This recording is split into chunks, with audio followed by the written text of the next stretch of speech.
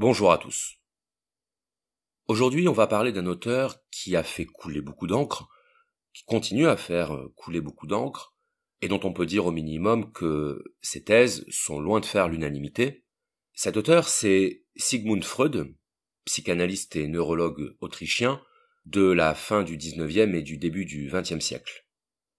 Freud est considéré comme le fondateur de cette nouvelle discipline qu'est la psychanalyse à la fin du XIXe siècle, et je précise d'emblée que la psychanalyse n'est pas considérée, aujourd'hui, comme une discipline scientifique. La psychanalyse n'est pas une science, elle ne possède pas le même statut que la psychologie qui, elle, est considérée comme une science, et donc tout ce que je vais dire à propos de la théorie freudienne n'a aucune prétention à la validité scientifique. L'intérêt de l'approche freudienne n'est donc pas scientifique, mais plutôt philosophique, à savoir qu'elle permet de donner des éléments d'éclairage, des éléments de compréhension, sur la nature de l'esprit humain, la nature du psychisme humain, et le fait que l'esprit humain soit en grande partie mystérieux, insaisissable, pour ne pas dire qu'il nous échappe.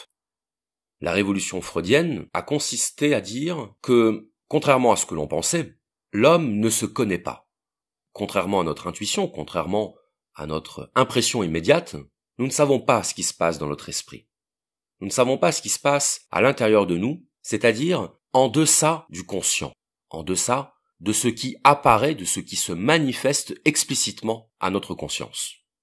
Ainsi, si on veut comprendre les principes et les objectifs de la psychanalyse, il faut aussitôt introduire le concept clé de la psychanalyse qui est le concept d'inconscient. Il n'y a pas de psychanalyse sans le concept d'inconscient. Et cette notion d'inconscient va constituer une véritable révolution épistémologique dans l'approche et la compréhension de la psyché humaine. Alors, je viens d'employer le mot psyché, psyché en grec, qui signifiait l'âme, mais qu'on traduit à partir du XIXe siècle par le mot esprit. Donc littéralement, la psychanalyse, c'est l'analyse de la psyché, l'analyse de l'âme, l'analyse de l'esprit humain. Et la psychanalyse suppose donc que la plus grande partie de l'esprit humain nous est inconnue, voire nous est inaccessible. Et cette partie inaccessible du psychisme humain, Freud l'appelle l'inconscient. Alors, qu'est-ce que l'inconscient ? Bien, pour répondre à cette question, il faut d'abord dire ce que n'est pas l'inconscient. Donc l'inconscient, ce n'est pas l'inconscience. L'inconscience qui serait le contraire de la conscience. Vous savez par exemple que lorsque quelqu'un perd connaissance, on dit qu'il est inconscient. Inconscient signifie ici qu'il n'a plus de contact sensoriel avec le monde. On est inconscient quand on n'est plus capable de ressentir ou d'expérimenter, avec nos sens, le monde extérieur. Est-ce que c'est ça l'inconscient freudien ? Non, pas du tout. C'est quelque chose de beaucoup plus profond et de beaucoup plus puissant en réalité. Je précise rapidement que l'inconscient freudien ne correspond pas non plus à ce qu'on appelle habituellement les automatismes, c'est-à-dire les gestes mécaniques dans lesquels nous n'avons pas la mémoire de ce que nous avons fait ou de ce que nous sommes en train de faire. Vous faites un trajet en voiture, vous montez les escaliers, vous allez chercher à boire dans le frigidaire, et quelques minutes après, vous n'avez pas le souvenir de ce que vous avez fait. Vous n'avez pas le souvenir des endroits que vous avez traversés en voiture ou des escaliers que vous avez grimpés. Vous n'avez pas le souvenir, c'est-à-dire vous n'avez pas la conscience de ce que vous avez fait.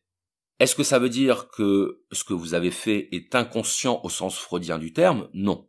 On est dans le cas ici de l'automatisme, on est tout simplement dans le cas d'une absence d'attention, l'absence d'attention à ce que l'on fait, qui produit une absence de rétention, l'absence du souvenir de ce qu'on a fait.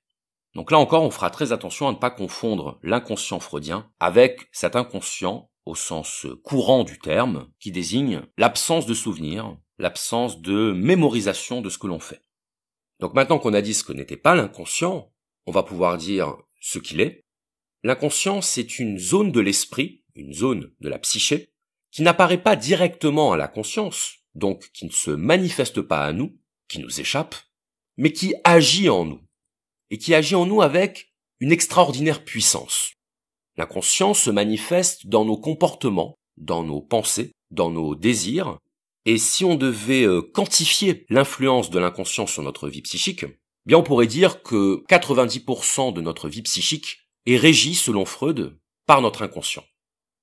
Freud a cette phrase qui est restée célèbre, il dit « Le moi n'est pas le maître dans sa propre maison ». Le moi n'est pas le maître dans sa propre maison, ça signifie que la conscience n'est pas l'instance gouvernante de notre esprit. La conscience n'est pas l'alpha et l'oméga de notre vie psychique. En réalité, la grande majorité de notre vie psychique est régie et déterminée par notre inconscient. Donc ici, on peut se représenter l'image habituelle de l'iceberg, dont la pointe émergée représenterait la conscience, et la partie immergée représenterait l'inconscient. Et d'ailleurs, c'est une image intéressante parce qu'elle permet de comprendre la continuité entre l'inconscient et la conscience, c'est-à-dire l'idée qu'il n'y a pas de séparation absolue, et que la conscience dépend de l'inconscient. La conscience est tout entière déterminée par l'inconscient. Voilà pourquoi on peut dire que, d'un point de vue freudien, nous sommes gouvernés par notre inconscient. Et ça, c'est très important de le comprendre parce que pour Freud, c'est lorsqu'on comprend et qu'on admet que notre vie psychique est gouvernée par notre inconscient que l'on peut commencer à s'en libérer, que l'on peut commencer à s'en affranchir. Un petit peu à la manière de Spinoza qui disait que prendre conscience du fait que nous sommes déterminés, c'est déjà s'affranchir du déterminisme. Prendre conscience que nous sommes gouvernés par notre inconscient, c'est prendre conscience que la vie de l'esprit ne saurait se réduire à ce que nous en connaissons. La vie de l'esprit ne saurait se réduire à ce que l'esprit laisse entrevoir de lui-même, à ce que l'esprit accepte de manifester. Et vous allez voir qu'un certain nombre de phénomènes psychiques vont pouvoir trouver leur explication, ou en tout cas une partie de leur explication, dans cette activité de l'inconscient. Alors avant d'aller plus loin, on va faire un petit retour en arrière dans l'histoire, pour se demander si la notion d'inconscient a existé avant Freud, a existé avant le XIXe siècle. Alors, dans l'Antiquité, Platon a élaboré une théorie de l'âme, une cartographie de l'âme, donc de ce que nous appellerions aujourd'hui l'esprit, et il se trouve que, pour Platon, il y a dans l'âme humaine quelque chose qui relèverait de ce qu'on appelle aujourd'hui l'inconscient. En effet, pour Platon, tout être humain possède en lui la connaissance, tout être humain possède en lui le savoir. Mais cette connaissance ne lui est pas consciente. Cette connaissance ne lui est pas explicitement donnée. Donc, pour Platon, l'homme possède un savoir inconscient, au sens d'un savoir non manifesté, et le travail du philosophe consiste précisément à faire émerger la connaissance au niveau conscient. C'est ce qu'on appelle la théorie de la réminiscence, et qui consiste à dire que la connaissance est en nous, et que par un travail de raisonnement, par le travail de la confrontation des idées, on peut faire émerger la connaissance au niveau conscient. On peut faire en sorte que ce savoir inconscient devienne conscient. Et c'est vraiment, proprement, la tâche du philosophe que de faire émerger ce savoir au niveau conscient, ce que Socrate appelait la maïeutique, c'est-à-dire l'art de faire accoucher les esprits. Et cette métaphore de l'accouchement est intéressante parce que, précisément, lorsqu'une femme accouche, elle accouche d'un être qui est en elle. Elle accouche d'un être qui existe, mais qui n'est pas encore là devant elle, qui n'est pas encore extériorisé. Le savoir inconscient doit donc s'extérioriser, et il s'extériorise par le travail de réflexion, par le travail d'investigation philosophique, cette dialectique socratique qui permet de faire sortir le savoir et de le poser hors de nous. Donc chez Platon, on a bien quelque chose qui pourrait s'apparenter à une forme d'inconscient, mais on est encore très très loin de l'inconscient au sens freudien. On est encore très loin de cette idée d'une instance psychique qui gouvernerait entièrement la vie de l'esprit. Et surtout, on va le voir par la suite, on n'a pas du tout cette idée de l'inconscient comme d'une force dynamique qui va s'exprimer, qui va se traduire dans l'apparition de certains symptômes. Et vous allez voir à quel point la question du symptôme est très importante chez Freud. Alors jusqu'au XVIe siècle, la notion d'inconscient a été totalement mise de côté. Il n'existe pas de concept qui fasse penser de près ou de loin à ce que Freud appelle l'inconscient, à tel point que, au XVIIe siècle, avec Descartes, la vie psychique ou la vie spirituelle se résume tout entière à la conscience, se résume tout entière à la pensée manifeste. La pensée manifeste étant celle qui apparaît à la conscience, là où l'inconscient, chez Freud, ne se laisse pas entrevoir par la conscience. Vous vous souvenez que, pour Descartes, ce qui définit l'être humain, c'est avant tout sa pensée. Descartes nous dit, nos sens n'étant pas fiables, nos sens étant trompeurs, la seule chose dont on puisse être absolument certain, bien c'est le fait que l'on pense. Je peux douter de ce que je vois, je peux douter de ce que j'entends, je peux douter de ce que je sens, mais je ne peux pas douter du fait que je pense. Je ne peux pas douter du fait que une idée traverse mon esprit. Je ne peux pas en douter. Je peux avoir l'illusion de la sensation, l'illusion de la perception, mais je ne peux pas avoir l'illusion de la pensée, parce qu'une pensée illusoire reste une pensée. Lorsque je rêve, ce que je vis n'est pas réel, mais le fait que je rêve est bien une réalité. Donc pour Descartes, il y a la présupposition que rien n'existe en dehors de la conscience. Il y a l'idée que le moi, c'est la conscience. L'homme se définit par la pensée est un phénomène conscient, donc l'homme se définit par sa conscience. Un peu après Descartes, nous avons le philosophe Leibniz. Leibniz dont on a déjà parlé, on en a parlé sur la question du mal, mais Leibniz s'est aussi interrogé sur une autre question, qui est la question des micro-perceptions, qu'il appelait les petites perceptions confuses, et qui là pour le coup constitue une première tentative d'explorer cette idée d'inconscient, ou en tout cas, cette idée de phénomène inconscient. Et pour vous l'expliquer, je vais vous donner des exemples extrêmement concrets. On va prendre l'exemple que vous connaissez tous des images subliminales. Qu'est-ce qu'une image subliminale ? C'est une image qui est insérée dans un film, dans un court-métrage, dans une vidéo, peu importe, et cette image, vous n'aurez pas l'impression de la voir, vous n'aurez pas la conscience de la voir, mais vous la verrez quand même. Vous la verrez à un niveau infraconscient, à un niveau subconscient. Ça veut dire que votre œil va percevoir l'image subliminale, mais cette image ne va pas laisser de traces sur votre conscience. Elle va, pour ainsi dire, passer inaperçue. Une image subliminale, c'est une image qui n'imprime pas son visage sur votre rétine. C'est une image qui ne persiste pas sur le plan sensoriel. Ou en tout cas, qui ne persiste pas suffisamment pour que vous puissiez en percevoir la trace. C'est pour ça que certains disent, de manière un petit peu maladroite, que l'image subliminale n'est pas perçue par l'œil, mais par le cerveau. En réalité, il faut bien que l'image soit perçue par l'œil pour être perçue par le cerveau, mais l'absence de persistance rétinienne fait que vous n'aurez pas l'impression d'avoir vu cette image.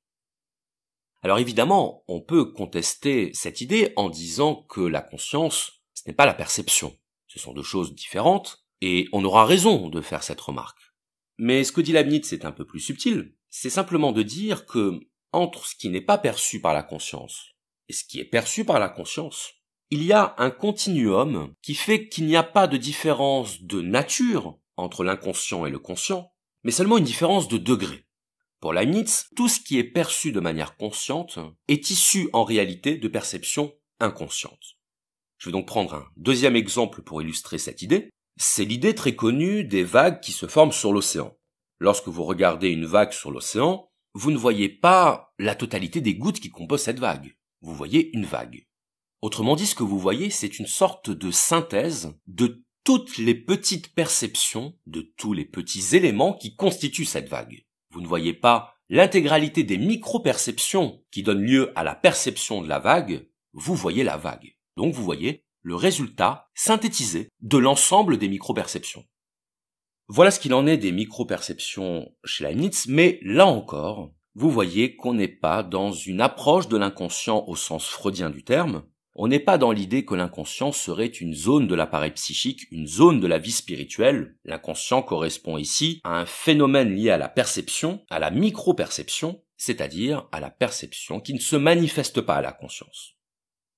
Donc c'est vraiment à partir du 19e siècle, avec Freud, qu'on va avoir une théorie de l'inconscient au niveau psychique, puisque pour Freud, l'inconscient, c'est une zone de l'esprit, c'est une instance de l'appareil psychique. Et Freud nous dit que l'inconscient, c'est ce qui est constitué des pensées et des désirs refoulés. Voilà la première notion qui va nous permettre de comprendre ce qu'est l'inconscient, la notion de refoulement. Alors qu'est-ce que c'est que le refoulement ? Au sens littéral, c'est le rejet, c'est la mise au ban, c'est l'expulsion. L'inconscient, c'est donc ce qui est constitué de tout ce que l'on expulse, de tout ce que l'on rejette en dehors de notre conscience. Voilà pourquoi, et on le verra tout à l'heure, ce qui se situe dans l'inconscient est généralement considéré par l'être humain comme honteux. Quelque chose qu'on n'assume pas. Et donc qu'on ne veut pas dévoiler, ou qu'on ne veut même pas connaître parfois.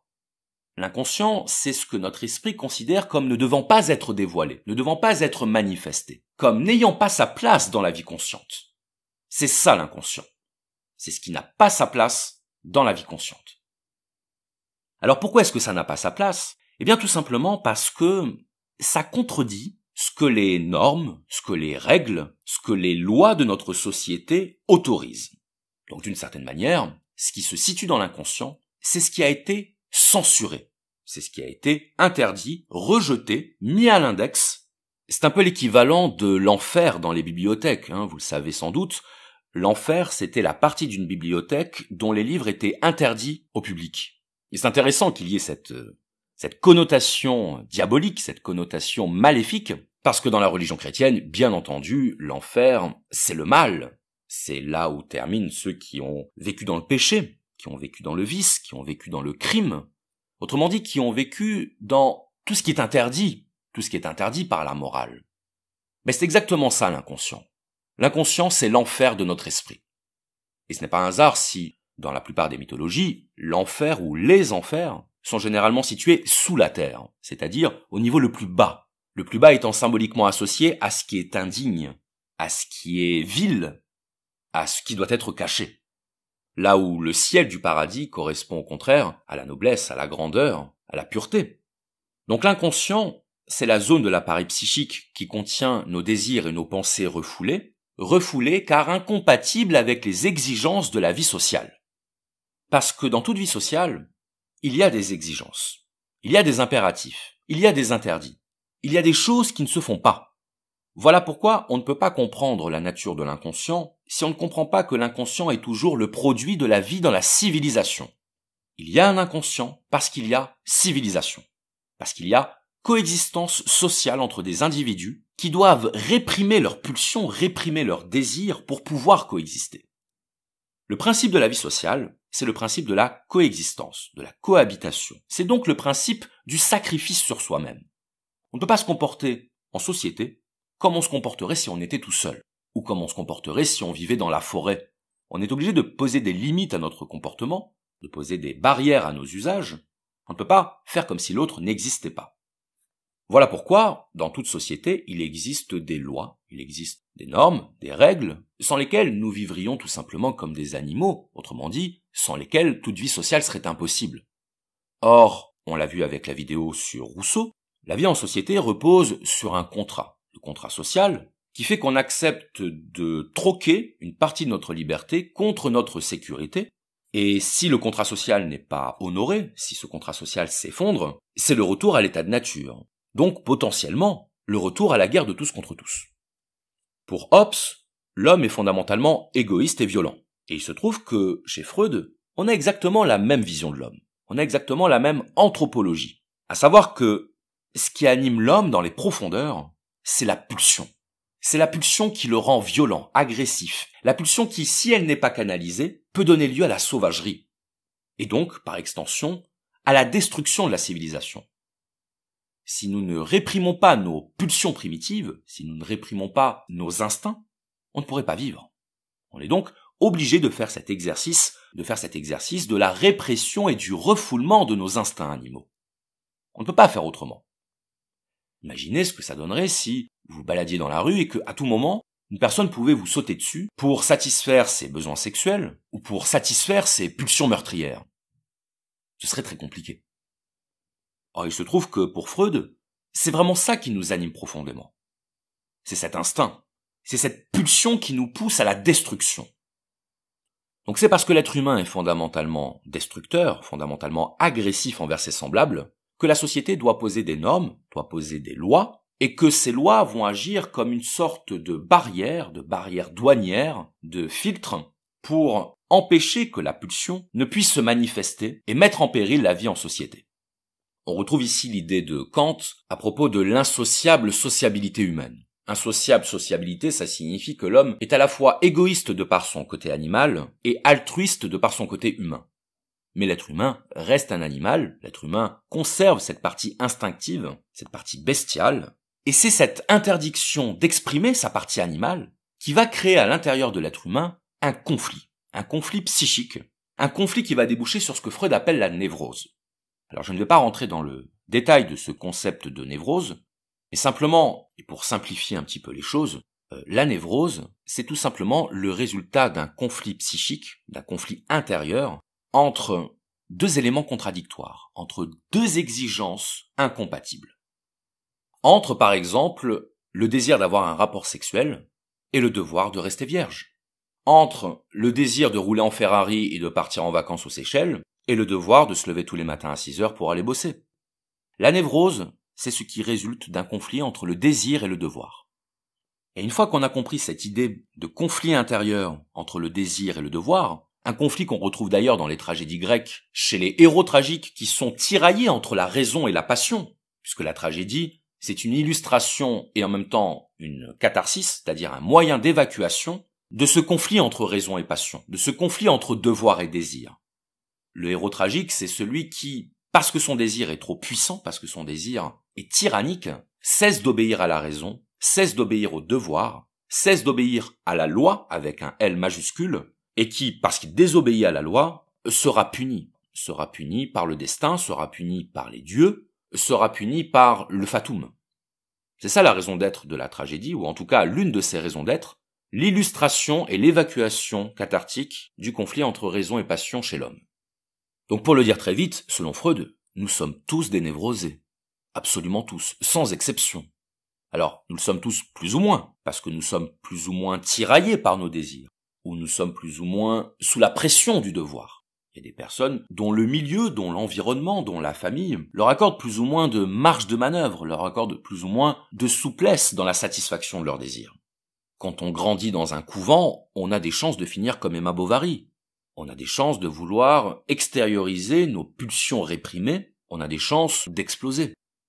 À l'inverse, si on évolue dans un milieu où cette pression du devoir, cette pression de l'interdit, cette pression de la règle ne se fait pas ressentir ou se fait moins ressentir, à ce moment-là, il y a des chances pour que la névrose soit moins forte.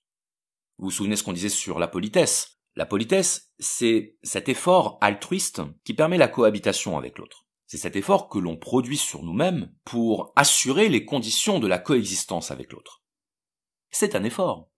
C'est une pression exercée sur notre désir, sur notre animalité. L'animal n'a pas besoin d'être poli. L'animal, il se sert. Et si quelqu'un n'est pas d'accord, c'est la lutte à mort. Il n'y a pas de névrose chez les animaux à l'état sauvage. Il n'y a pas de refoulement de la pulsion. Donc il n'y a pas d'inconscient. Alors il se trouve que cette loi, on va appeler ça la loi avec un L majuscule, et donc quand je dirais loi, je voudrais parler de toutes les normes sociales, de toutes les conventions, de toutes les règles dans lesquelles on baigne, qui nous sont transmises par l'éducation. Donc cette loi, elle nous est non seulement imposée par la société, imposée par notre environnement social, mais elle finit même par nous être imposée par nous-mêmes. Autrement dit, nous devenons nous-mêmes une autorité par laquelle on s'interdit certaines choses et par laquelle on s'autorise certaines choses.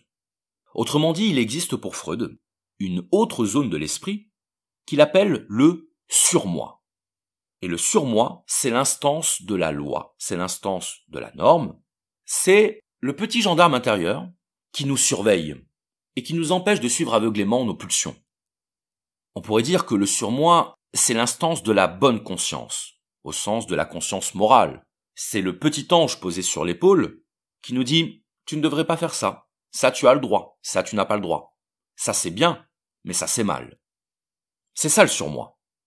J'ai pris l'image du gendarme, mais je pourrais prendre celle du juge, parce que le juge, c'est celui qui sanctionne, c'est celui qui représente l'autorité de la loi et dont le verdict est irrévocable. Le juge, c'est la loi. Et donc, nous avons tous notre petit juge intérieur qui est le surmoi.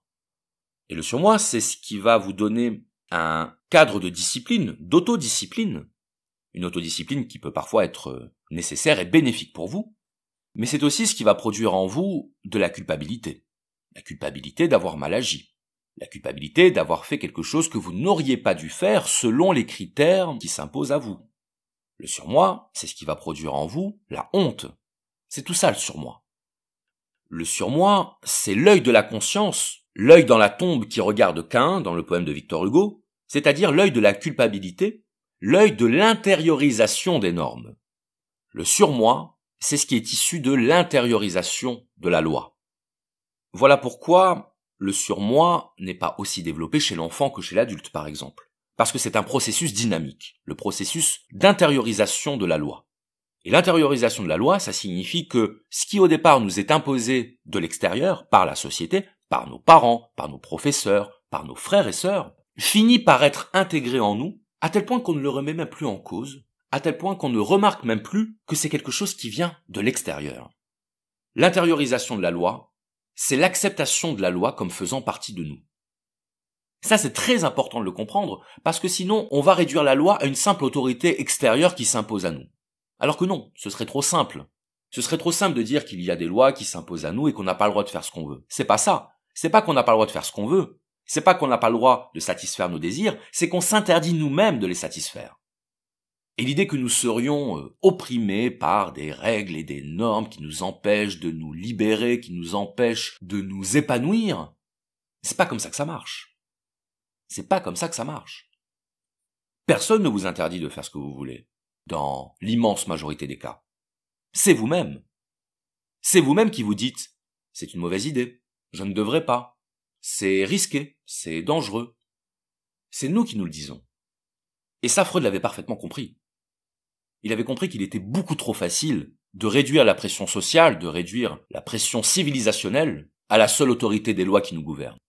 En réalité, depuis l'enfance, nous intériorisons les lois de la société, et parfois même nous en rajoutons, et nous finissons par devenir notre propre gendarme, notre propre juge, notre propre surveillant.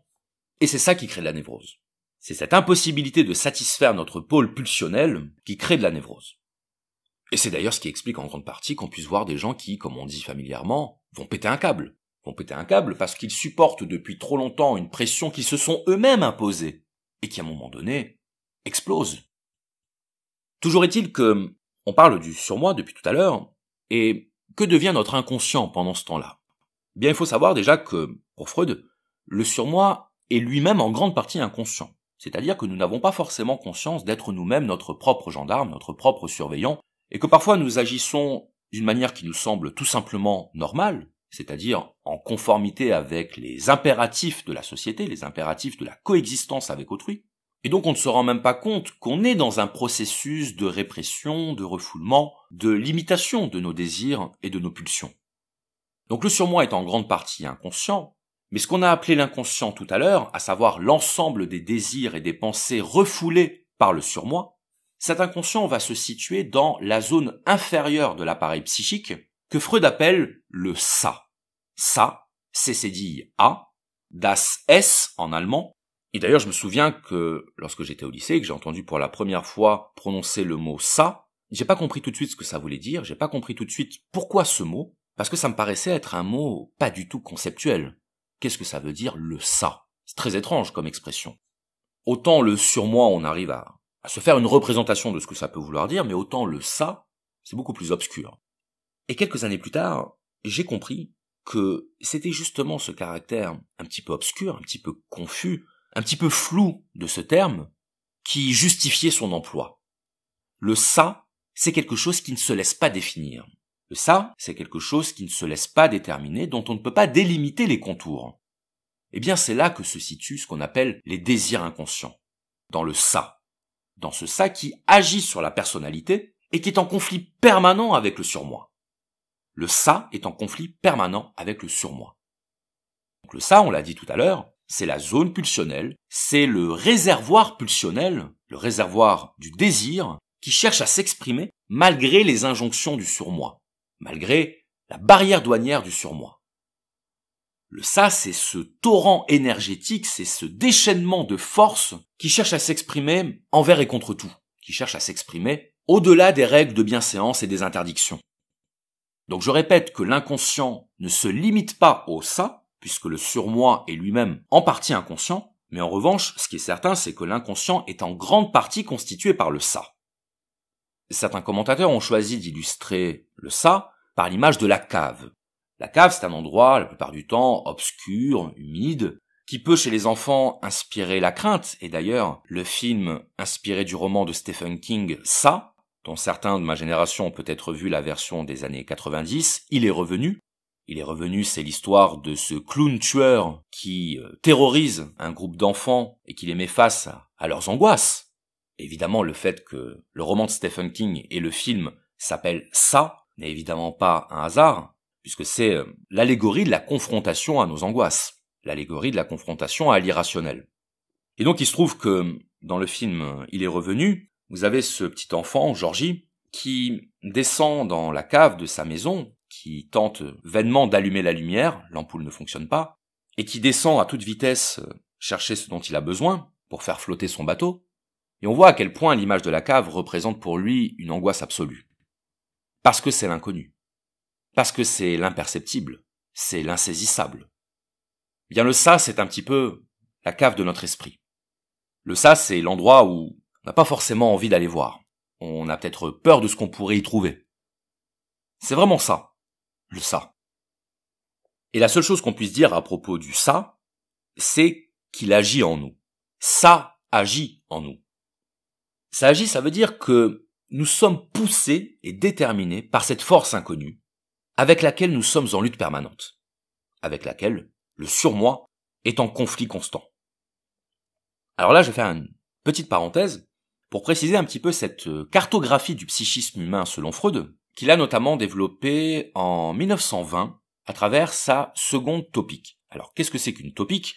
Une topique, c'est tout simplement la représentation de quelque chose d'abstrait sous forme de lieu, sous forme de carte.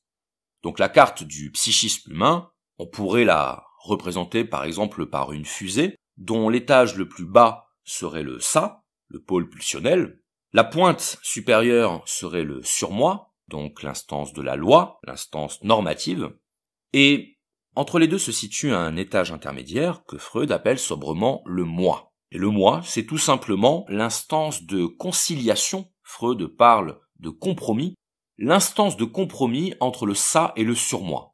Autrement dit, le moi, c'est la partie qui doit gérer le conflit entre le ça et le surmoi. C'est le médiateur entre le désir pulsionnel et la raison normative. C'est ça le moi. Donc le moi, évidemment, il est affecté par ce conflit. Il est touché par ce conflit. Et il en subit les conséquences. C'est le moi qui doit composer avec ces deux forces contradictoires qui s'affrontent.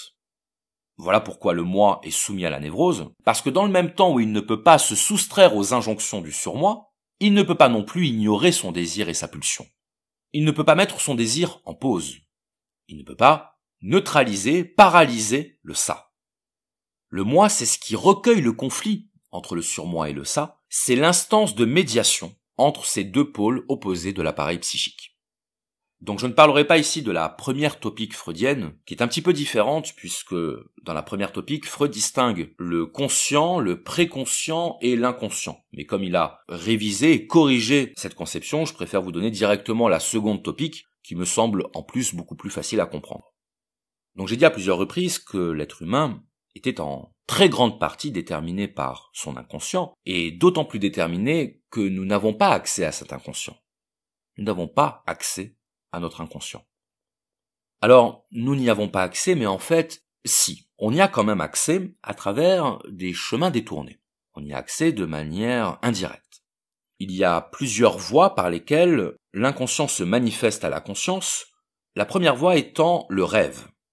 Le rêve, selon Freud, c'est le théâtre qui permet la mise en scène et l'expression du désir inconscient. C'est ce qui fait que, très souvent, dans vos rêves, vous aurez des décors qui vous seront familiers. Et très souvent, le matériau de nos rêves, il est emprunté à ce que nous avons vécu le jour même ou la veille. Il est assez fréquent que, dans nos rêves, on retrouve des éléments de la journée qu'on vient de passer ou de la journée précédente. Parce que nos perceptions, parce que notre expérience, c'est le matériau de notre vie psychique. Mais je disais que le rêve était le lieu d'expression du désir inconscient, mais je dois aussitôt préciser que, pour Freud, ce n'est pas, à proprement parler, nous qui rêvons. En réalité, ce n'est pas nous qui rêvons, c'est notre inconscient. Et cette distinction est très importante, parce que de la même façon que Freud nous dit que le moi n'est pas le maître dans sa propre maison, Freud nous dit également que nous ne sommes pas responsables de ce que nous vivons dans nos rêves. Nos rêves, ce n'est pas nous. Nos rêves, c'est notre inconscient. Et nous ne sommes pas notre inconscient. On ne choisit pas ce qu'on désire de manière inconsciente. Nous ne sommes pas responsables de notre inconscient, nous dit Freud. Et si nous ne sommes pas responsables de notre inconscient, nous ne sommes pas fautifs. Donc nous n'avons pas à avoir honte de nos rêves. Nous n'avons pas à avoir honte de ce que révèle notre inconscient. Nous n'avons pas à en avoir honte, nous n'avons pas à culpabiliser, d'autant plus que pour Freud, il faut distinguer dans le rêve ce qu'il appelle le contenu manifeste et le contenu latent. Le contenu manifeste, c'est tout simplement ce qui se produit dans votre rêve. C'est ce qui apparaîtrait si on pouvait transformer votre rêve en film.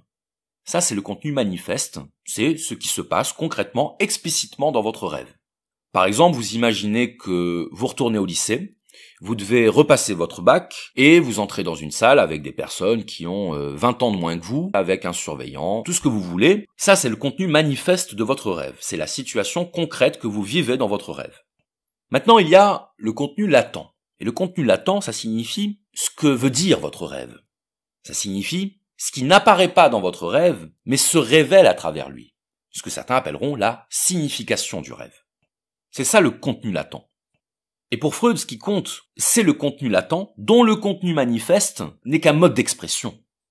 Le contenu manifeste n'est qu'un prétexte pour le contenu latent de trouver un moyen de s'exprimer. C'est comme si votre inconscient se déguisait de telle sorte que vous puissiez le voir sans forcément le reconnaître. Je dis sans forcément le reconnaître parce que vous ne savez pas forcément ce qui se cache derrière le costume, vous ne savez pas forcément ce qui se cache derrière le contenu manifeste de votre rêve. Vous rêvez que vous repassez votre bac, ça ne veut pas dire que vous avez raté votre bac quand vous étiez jeune, ça peut simplement vouloir dire que la situation qui consiste à repasser son bac est une manière déguisée de vous dire quelque chose dont le bac n'est qu'un avatar, dont le bac n'est peut-être qu'une forme d'expression parmi d'autres. C'est pas forcément le bac qui agite votre inconscient. Et ce contenu manifeste, tant qu'il n'est pas interprété, tant qu'il n'est pas éclairé par le travail d'analyse, vous ne pouvez rien en déduire. Interpréter un rêve, ce n'est pas prendre le contenu manifeste de ce rêve pour le message. La signification du rêve ne se limite pas au contenu manifeste du rêve.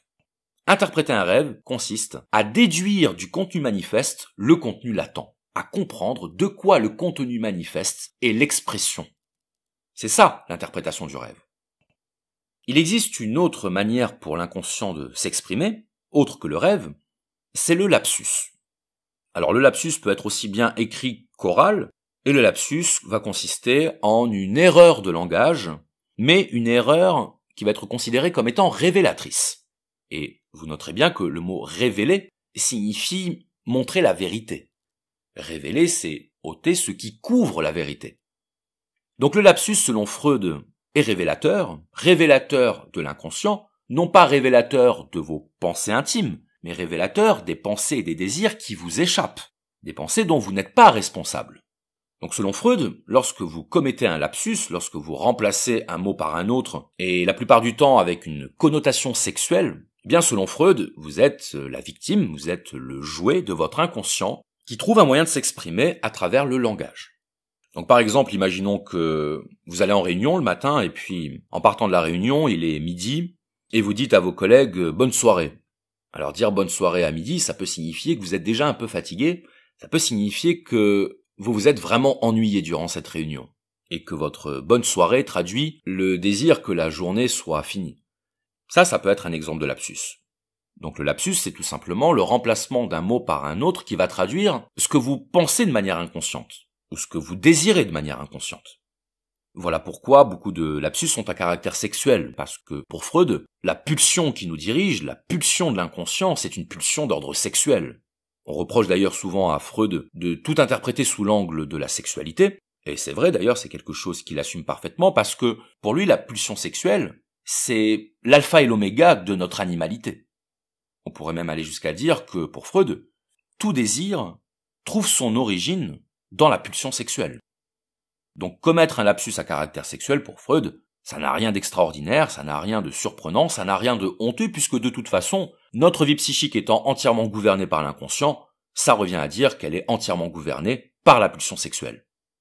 Le dernier mode d'expression de l'inconscient chez Freud, c'est l'acte manqué. Alors l'acte manqué, j'ai l'habitude de dire que c'est un petit peu l'équivalent du lapsus, mais avec des actes. C'est par exemple le fait que vous n'ayez pas entendu le réveil sonner alors même que vous aviez rendez-vous pour un très important entretien d'embauche. Donc imaginons que vous vous préparez la veille de cet entretien, toutes vos affaires sont prêtes, vous avez mis votre réveil, vous vous êtes couché tôt pour être sûr de bien l'entendre, et quelque chose fait que vous n'entendez pas le réveil sonner. Vous n'entendez pas le réveil sonner, vous vous levez en retard et vous vous dépêchez pour courir à la gare et prendre votre train pour arriver à l'heure à l'entretien. Et là, pas de chance. Pile au moment où vous arrivez sur le quai, le train est en train de partir. Vous, dans cette situation, vous serez sincèrement convaincu que vous n'avez pas eu de chance. Vous serez sincèrement convaincu que vous vouliez aller à cet entretien. Vous vouliez décrocher ce boulot, mais quelque chose vous en a empêché.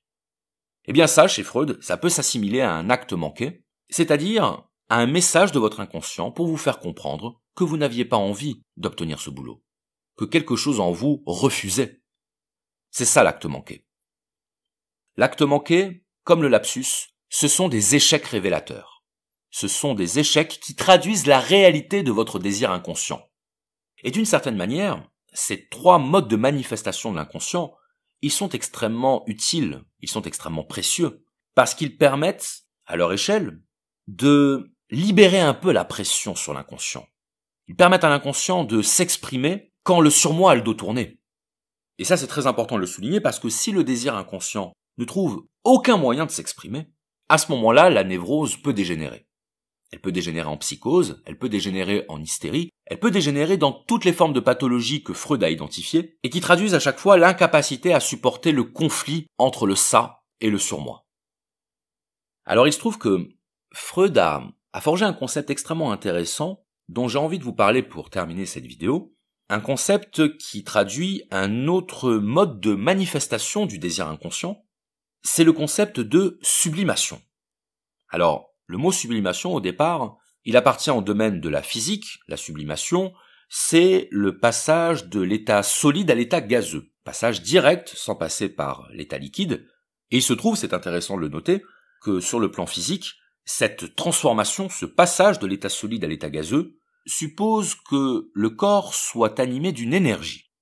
Or, il se trouve que le désir est une énergie. C'est une énergie qui est à l'origine de nos pensées et de nos comportements. J'ai déjà eu l'occasion de l'expliquer dans d'autres vidéos, le désir, c'est d'abord une force de mise en mouvement. C'est la force qui nous pousse à vouloir rejoindre notre partie manquante. Alors qu'est-ce que la sublimation ? La sublimation, c'est le processus de détournement et de réorientation du désir vers un but supérieur, vers un but considéré comme plus élevé, plus noble.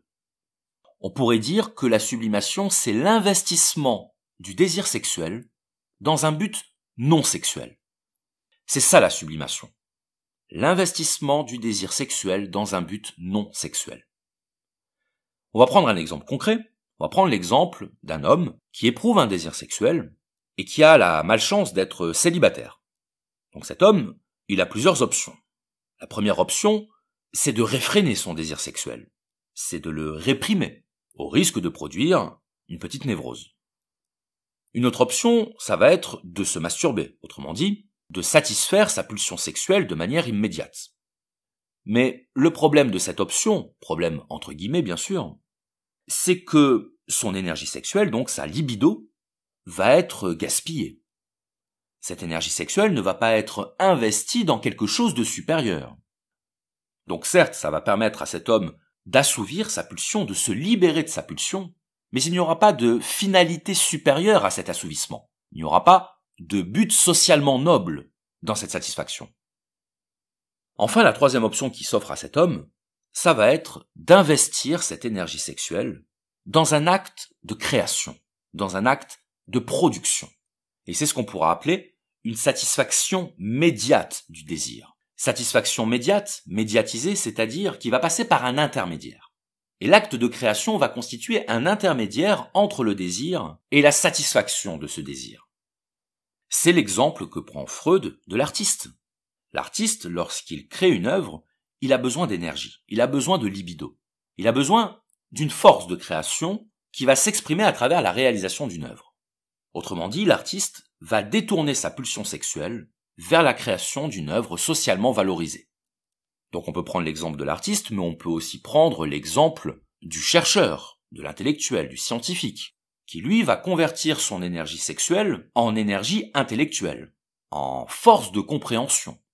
Donc vous voyez à travers ces deux exemples, l'artiste et l'intellectuel, que l'énergie sexuelle peut être convertie vers une autre finalité, vers une finalité non sexuelle, vers une finalité abstraite, symbolique, culturelle, une finalité qui en apparence n'a absolument rien de sexuel. Et je disais tout à l'heure que, pour Freud, tout est sexuel. C'est exactement ce que nous montre la sublimation. Parce que même si le désir s'assouvit sous une forme non sexuelle, il n'empêche que ce désir, il est de nature sexuelle. La pulsion créatrice, c'est une pulsion d'origine sexuelle. Donc au lieu de gaspiller son désir ou de l'exprimer de manière chaotique, l'individu va pouvoir transformer et réorienter sa pulsion vers la création d'une œuvre qui aura de la valeur. J'ai pris l'exemple de l'artiste, j'ai pris l'exemple de l'intellectuel, on pourrait tout aussi bien prendre l'exemple du sportif, l'exemple de l'athlète qui, dans le cadre d'une performance physique ou qui, dans le cadre d'une compétition sportive, va devoir accumuler suffisamment d'énergie, va devoir accumuler suffisamment de libido pour pouvoir réaliser sa performance. Toute personne qui a fait des combats de boxe sait que l'abstinence est de mise plusieurs semaines avant le combat. Le boxeur ne peut pas se permettre de dilapider toute son énergie avant un combat. Donc cette libido, cette agressivité pulsionnelle et sexuelle, le boxeur va l'utiliser à son profit, il va l'utiliser comme force de combat, il va l'utiliser comme énergie créatrice. Je disais que le désir du ça, l'énergie sexuelle du ça, Freud l'appelait la libido. Il se trouve que le mot libido n'est pas une invention moderne, c'est un mot latin qu'on retrouve déjà chez saint Augustin, au 5e siècle après Jésus-Christ. Et d'ailleurs, c'est amusant de constater que déjà, à cette époque, saint Augustin distinguait 3 types de libido. 3 types de libido, c'est-à-dire 3 types d'énergie sexuelle qui pouvaient avoir des destinations différentes.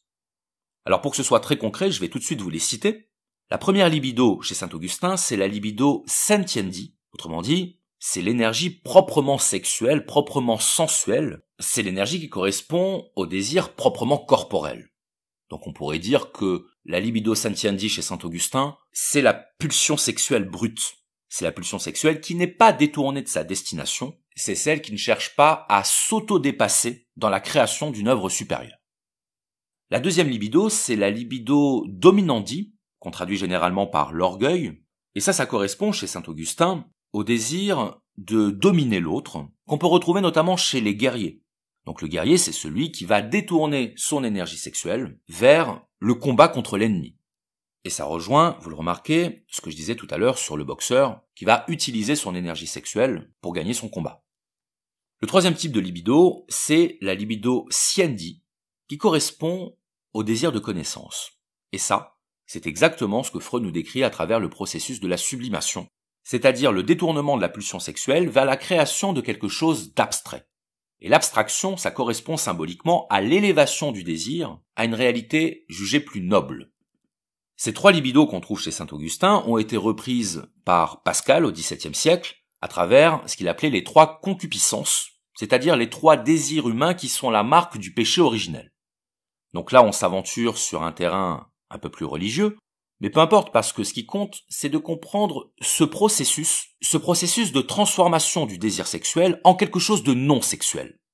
Et pour Pascal, la libido siendi de saint Augustin, c'est-à-dire le désir de connaissance, c'est tout simplement la curiosité qui a conduit Adam et Ève à goûter le fruit défendu et donc à être expulsés du jardin d'Éden.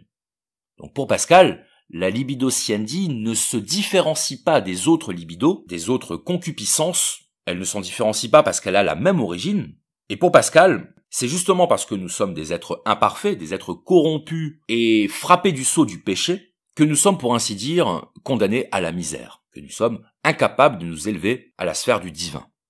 Donc chez Pascal, comme chez saint Augustin, il y a l'idée que l'être humain est fondamentalement déterminé par son désir, par sa libido, par sa pulsion sexuelle, et même avant saint Augustin, chez Platon par exemple, on trouve déjà cette idée du désir qui nous anime.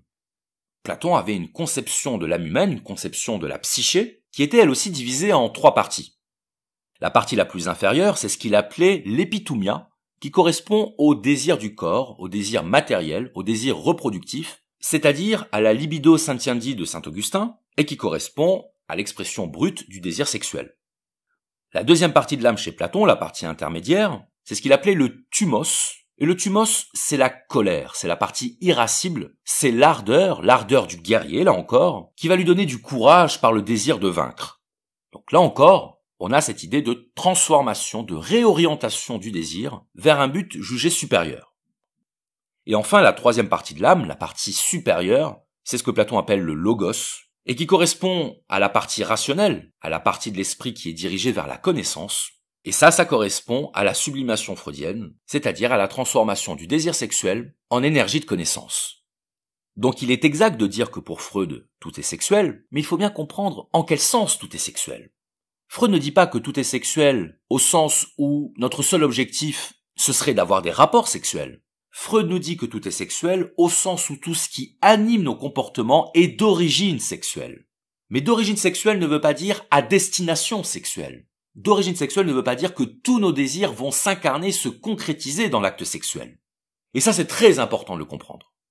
C'est très important de le comprendre parce que, avec le concept de sublimation, Freud nous montre que nous avons une possibilité de maîtriser notre désir. C'est là que réside notre part de liberté. Il reste une part de liberté à l'homme.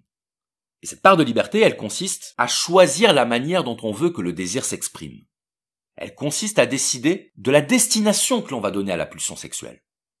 Ce qu'on appelle par exemple l'épistémophilie, c'est-à-dire étymologiquement l'amour de la connaissance, l'épistémophilie, c'est un détournement de la pulsion sexuelle.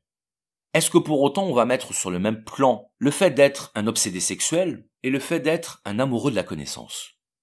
Est-ce qu'on va mettre sur le même plan la masturbation compulsive et la tentative de comprendre le monde? Alors certes, pour Freud, ces deux démarches ont exactement la même provenance. Est-ce que ça veut dire pour autant qu'elles ont la même valeur? Non, elles n'ont pas la même valeur, parce que dans un cas, le cas de la satisfaction immédiate, c'est le désir qui nous manipule, tandis qu'avec la sublimation, c'est nous qui utilisons le désir pour en faire quelque chose de supérieur. À ce moment-là, le désir n'est plus une simple force qui nous détermine, une force dont nous serions les esclaves. Le désir devient l'instrument de notre accomplissement. Le désir devient l'énergie par laquelle nous accédons à quelque chose de supérieur. Et dans ce cas-là, même si nous sommes entièrement déterminés par notre inconscient, même si nous sommes entièrement conditionnés par notre désir inconscient, il nous reste cependant une marge de manœuvre, il nous reste cependant cette part de liberté par laquelle nous devenons quelque chose de plus qu'un simple désir, quelque chose de plus qu'une simple pulsion.